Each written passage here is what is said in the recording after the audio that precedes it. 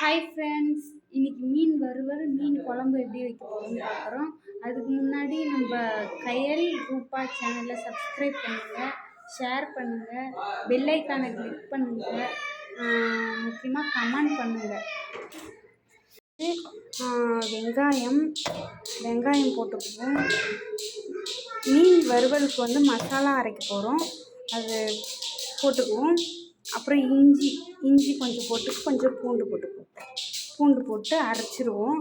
அரைச்சிட்டு அதுக்கப்புறம் மசாலா போட்டு மீனை கலந்து வைப்போம்.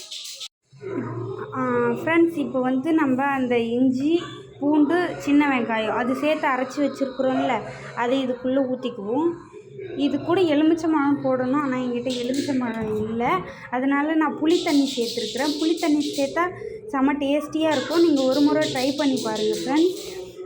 அப்புறம் என்கிட்ட வந்து மசாலா, மீன் வறுவல் மசாலா வந்து அது அரைக்க முடியல, அதனால் மீன் வறுவல் மசாலா. ஃப்ரெண்ட்ஸ், நம்ம வந்து அந்த மசாலாவில் மீன் கலந்து வச்சுக்குவோம். மீன் கலந்து வச்சுக்கிட்டு அதுக்கப்புறம் சாரி ஃப்ரெண்ட்ஸ், இங்கே வந்து நானே வீடியோ எடுத்து நானே அப்லோட் பண்ணணும், அது கொஞ்சம் கஷ்டம்தான். இருந்தாலும் என்ன பண்ணுறது, நம்ம திறமை வெளியே தெரியணுன்னா நம்ம தானே எல்லாம் பார்க்கணும்.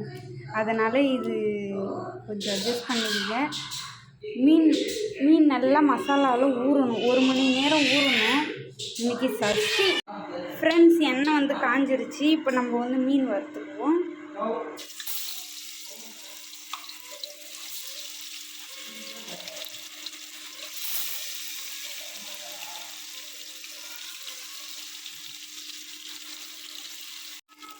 இங்கே பாருங்கள், மீன் வந்து பொன்னிறமாக வறந்துருச்சு. ஓகேவா? இப்போ வந்து எடுத்துருவோம். சரியா? இங்கே பாருங்கள், சின்ன வெங்காயம்லாம் போட்டு நம்ம வறுத்த மீன் சூப்பராக இருக்கும், டேஸ்டியாக இருக்கும் சாப்பிட்றதுக்கு. பசங்க நல்லா விரும்பி சாப்பிடுவாங்க. இந்த மாதிரி செஞ்சால் நம்மளுக்கு மீன் வந்து மசாலா வந்து கரைஞ்சி போகாது. வெங்காயம் இதெல்லாம் போட்டால் மசாலா வந்து பிரிஞ்சு போகாது. அதனால் வந்து நம்ம இந்த சின்ன வெங்காயம், இஞ்சி, பூண்டு இதெல்லாம் சேர்த்தா மீன்